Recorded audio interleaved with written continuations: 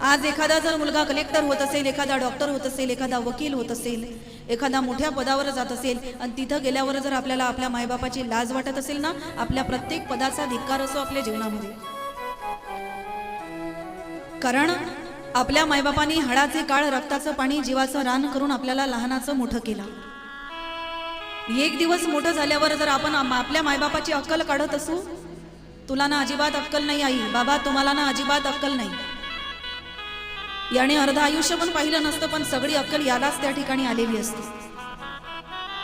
ज्या मायबापाने अवघं आयुष्य स्वतःचे हाड झिजून झिजून काढलं, त्या मायबापाला जर अक्कल नसती तर आज आपण मोठे झालोच नसतो. मातरम पितरम चैव साक्षात प्रत्यक्ष देवताम मत्वा गृही निषेवेत सदा सर्व प्रयत्नतः. आई वडिलांचा कायम सन्मान ठेवा. कारण एखाद्याचा बाप जर मरण पावला, एखाद्याची आई जर मरण पावली, मेलेल्या आईच्या फोटोला कितीही कवटाळलं आपण, कितीही मिठी मारली तरी आपली आई काही परत येणार नाही. मेलेल्या बाबाच्या फोटोला कितीही कवटाळलं, कितीही ढसाढसा रडलात तर मेलेला बाप पुन्हा आपल्याला डोळ्यांनी दिसणार नाही. आहे तोपर्यंत त्यांचा सन्मान त्या ठिकाणी करा. आहे तोपर्यंत आपल्या मायबापाचा अपमान आपल्याकडून होऊ नये, याची माणसांनी जरूर काळजी घेतली पाहिजे. आज आपण आकाशामध्ये उंच भरारी मारत असू, नक्कीच मारा, एवढे मोठे व्हा, एवढे मोठे व्हा, पण आपले पाय मात्र जमिनीवर असले पाहिजे. ज्या मायबापांनी आपल्याला जमिनीवरून आकाशात उडायला शिकवलं, तिथे पोचल्यानंतर ते मायबाप आपल्याला लहान वाटू नये, ते मायबाप आपल्याला कमकुवत वाटू नये. आपले मायबाप काय काय करत नाही, उभं आयुष्य आपल्यासाठी झिजवत असतात, परंतु आपल्याला त्याची किंमत नसते. ज्या दिवशी आपण स्वतः आई होतो ना, त्या दिवशी आपल्याला आपल्या आईची किंमत कळते. ज्या वेळेला स्वतः आपण बाप होतो त्या दिवशी आपल्याला बापाची किंमत कळते. लक्षात घ्या, त्यांची किंमत करण्यासाठी उभं आयुष्य आपलं निघून जातं, तेव्हा कळतं आपल्याला की मायबाप काय होते. परंतु वेळ अशी येते की आपली वेळ निघून गेल्यानंतर आपल्याला त्यांची किंमत कळते. एक गोष्ट कायम लक्षात ठेवा, ढगा आड गेलेला सूर्य माणसाला पुन्हा पुन्हा दिसतो, पण मातीच्या आड गेलेली आई आपल्याला परत कधीच दिसत नाही, कधीच दिसत नाही डोळ्याने. आपली माय म्हातारी असू द्या, काठी टेकत टेकत चालणारी असू द्या, जखड म्हातारी झालेली असू द्या, माहेरी जाण्याचं महत्वही तोपर्यंतच आहे जोपर्यंत माहेरात माय आहे, जोपर्यंत माहेरात बाप आहे. ज्या दिवशी माहेरातले मायबाप वजा झाले ना, आपलं माहेरही वजा झालं. त्या माहेरात जाण्याची पण किंमत आपल्याला त्या ठिकाणी वाटत नाही. दिवाळीला माहेरी जाण्यात आनंद तेव्हाच मिळतो जेव्हा माहेरी मायबाप असतात. मी नेहमी सांगत असते, ज्याची माय मेली त्याचं माहेर मेलं, ज्याचे मायबाप गेले त्याचं माहेर त्या ठिकाणी संपलं. दिवाळीचा सण येतो, हौसेने मौजेने एकले एक आपल्या माहेरी जाते. लक्षात घ्या, माहेरी गेल्यानंतर मायबाप तिची लांबून वाट बघत असतात. ती म्हातारी आई काठी टेकत टेकत वाट बघत असते. माहेरी गेल्यानंतर 4 दिवस पोळा कौतुकाचे त्या ठिकाणी पाहायला मिळतात. अशा वेळेला घरात कुणीच नाही असं एकांत बघून ती म्हातारी आई काठी टेकत टेकत आपल्या जवळ येते. तिच्या पदराच्या गाठीमध्ये बांधलेले 50 रुपये तिथे जमा झालेले असतात. ते 50 रुपयाची ती गाठ सोडते आणि ते 50 रुपये आपल्या हातावर ठेवते. पण खरं सांगू तुम्हाला, आपण आपल्या घरी 50 करोडाचे मालक जरी असलो ना, त्या आपल्या आईने दिलेल्या 50 रुपयाची सर त्या 50 करोडाला सुद्धा येत नाही. कारण ते 50 रुपये नसतात, त्या आईने उभ्या आयुष्याची कमावलेली ती कमाई असते, तिचा तो घाम असतो, तिचं ते प्रेम असतं, तिची ती माया असते. आई वडिलांचं प्रेम आपल्यावरती आहे हे सांगायची त्यांना गरज पडत नाही. या जगतामध्ये असे कितीतरी लोक आहे, गुलाबाचे एक फूल आय लव्ह यू देऊन म्हणणारे माझं तुझ्यावर प्रेम आहे असं सांगणारे या जगतामध्ये भरपूर आहे. पण हे जे प्रेम आहे ना महाराज, हे प्रेम शाश्वत नाही, हे प्रेम अशाश्वत आहे. प्रेम काय आहे हे जर आपल्याला कळायचं असेल आणि समजून घ्यायचं असेल तर आपल्या मायबापाकडे बघा. आज 30 वर्ष झाले त्यांच्या संसाराला, 40 वर्ष झाले संसाराला, पण अजूनही आईला ठेस लागली तर पाणी बापाच्या डोळ्यात येतं, त्याला म्हणतात प्रेम. एक तरुण वय असतं माणसाचं, त्यावेळेला एकमेकांच्या वरती भाळल्या जातं. पण एक सांगू तुम्हाला, भाळणं संपल्यावर जे उडतं त्याला म्हणतात सांभाळणं, आणि ज्याला सांभाळणं जमलं तोच संसाराची खरी लढाई जिंकला. त्याला संसार कळाला, तो संसार शिकला, तो संसार समजला. आणि आपल्या मायबापाला ही कधीच सांगायची गरज पडत नाही, बाळा माझं ना तुझ्यावरती प्रेम आहे. गरजच नाही महाराज. उभं आयुष्य आपल्यासाठी झिजवलं. दिवाळीला जर आईला पैसे मिळत असेल 2000 साडीला, आई 1000ची साडी घेते आणि 1000 रुपये राखून ठेवते. माझ्या बाळाला जर काही काम पडलं तर हेच 1000 रुपये उद्या कामाला येईल. हा त्याग आहे. ज्या वेळेला भाकरी घरामध्ये बनवलेल्या असतात, स्वयंपाक बनवलेला असतो, घरात सर्वांची जेवणं झालेली असतात आणि त्यावेळेला एकच भाकर जर शिल्लक राहिली असेल, आई जर जेवायची असेल ना, आई एक भाकर खात नाही, अर्ध्या पोटाने उपाशी राहते. अर्धीच भाकर ती खाईल ना अर्धी तशीच राखून ठेवील. माझा मुलगा जर घरी आला आणि त्याला जर भूक लागली तर ह्या आईवडिलांचा त्याग आहे. आज संसारी संन्यासापेक्षा संसारी माणसाचा त्याग मोठा आहे. कारण संन्यासी व्यक्ती ज्या वेळेला जेवण करेल तो फक्त स्वतःच्या पोटाचा विचार करेल, पण आज गृहस्थी माणूस जेव्हा जेवायला बसेल ना, तो त्याग त्याच्यामध्ये असा आहे की मी जेवेल पण माझ्या बाळाला जर भूक लागली तर काही शिल्लक राहिलं पाहिजे. हा संसारी व्यक्तीचा सगळ्यात मोठा त्याग आहे. त्याग शिकावा तर संसारी माणसापासून शिकावा. आपल्या आईवडिलांनी काय काय केलं नसतं महाराज आपल्यासाठी. ज्यावेळेला आपण छोटं असतो ना, रात्रभर लहान लेकरं झोपत नसतात, त्यावेळेला त्यांच्या बरोबर आई वडील पण जागे असतात. बरं दिवस निघाल्याबरोबर यांच्या मागे कामाचा डोंगर उभा असतो, पण आपल्या बाळाला एकटं वाटू नये म्हणून त्या लेकराबरोबर रात्रभर जागे राहतात ते मायबाप असतात. अरे आई म्हणजे काय असते? गोठ्यातली गाय असते, दुधावरची साय असते, लंगड्याचा पाय असते, या धरणीची ठाय असते, अशी ही माय असते.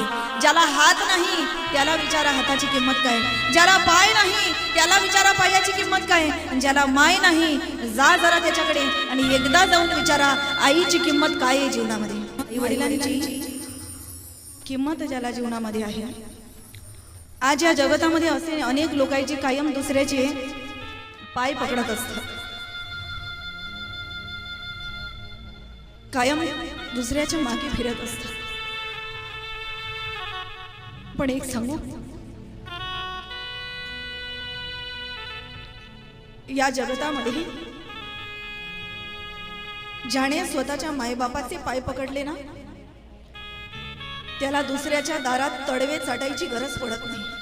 फक्त स्वतःच्या मायबापाचे पाय पकडा, दुसऱ्यांची तडवे चाटायची गरज नाही पडत.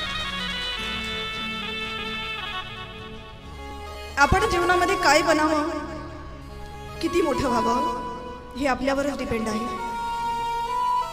आपल्या बापाकडे पैसा असला म्हणजेच आपण मोठं नाही होत जीवनामध्ये. त्यासाठी स्वतःचे कष्ट लागतात. मायबापांचं प्रेम आपल्या अंतःकरणामध्ये असावं लागतं.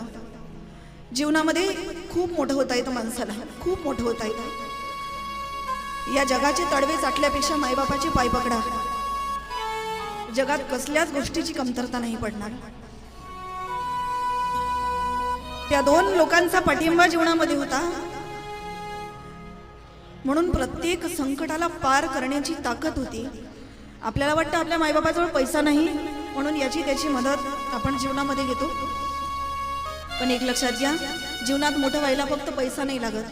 भरभक्कम आपल्या खांद्यावर दोन हात लागतात, एक आईचा आणि एक बापाचा. हे दोन हात जर आपल्या खांद्यावरती असले ना, जगातले सगळे सुख आपल्या पायाशी येतात, सगळे सुख आपल्या पायाशी येतात.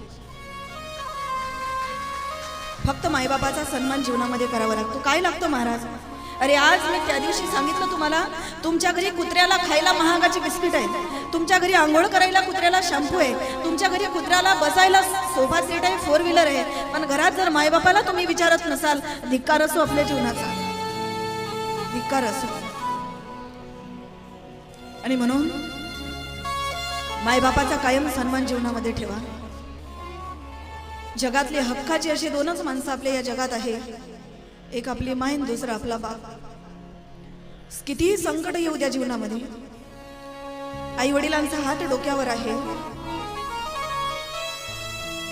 तोपर्यंत प्रत्येक संकट पार करता येतं. बापाचं प्रेम या जगाला कळालंच नाही अजून. बाप आपल्याला कधी रडताना दिसत नाही. लोक म्हणतात बाप ना दगडाच्या हृदयाचा असतो. आईचं हृदय कोमल असतं, ती रडून मोकळी होऊन जाते, पण बापाला रडता येत नाही. कारण आपले मुलं घडावे, मोठे व्हावे, स्वतःच्या पायावर उभे राहावे म्हणून बाप कायम झटत असतो. त्याला त्याच्या मुलांना खूप मोठ्या झालेल्या जीवनामध्ये बघायचं असतं. कारण मुलगा ज्या वेळेला मोठा होतो त्यावेळेला बापाची छाती फुगत असते. पुत्राच्या विजये पिता संतोषत जाई. मुलगा मोठा झाला की आनंद बापाला होत असतो. 10वीच्या परीक्षेमध्ये जर चांगले मार्क्स मिळाले तर पाठीवर थाप जी देते ती आमची आई असते. पण चोरून लपून सरप्राईज द्यावं म्हणून चोरून लपून जो पेढ्याचा डबा आणायला जातो तो बाप असतो. लक्षात घ्या. तो बाप असतो. बाप कसाही असू द्या, परंतु बापाचा आशीर्वाद जोपर्यंत डोक्यावर आहे तोपर्यंत मोठ्या मोठ्या संकटांना लढायची ताकद मिळते जीवनामध्ये. आणि म्हणून बाप कसा आहे महाराज? बाप स्वाभिमानी बाण, बाप कर्णकर घणा, त्याच्या काळजात सुद्धा लाजाळूची संवेदना, त्याची पहाडाची छाती, त्याचे हृदय गुलाब, त्याच्या खामाच्या ठिपाणा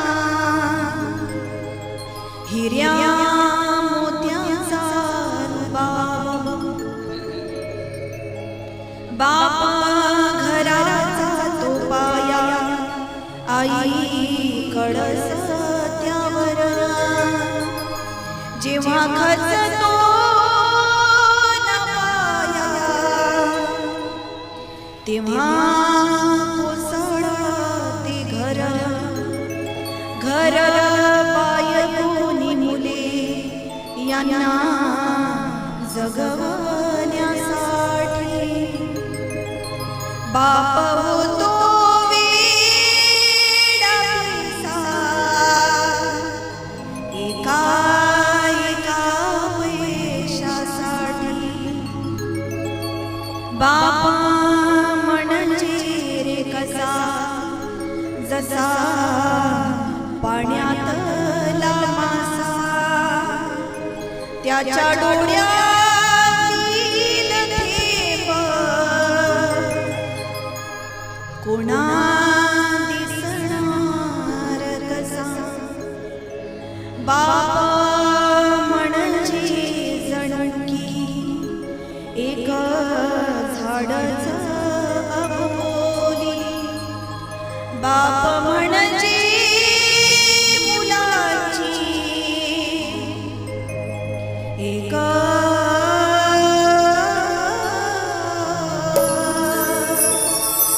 अव्यक्त माऊली, अव्यक्त माऊली, अव्यक्त माऊली.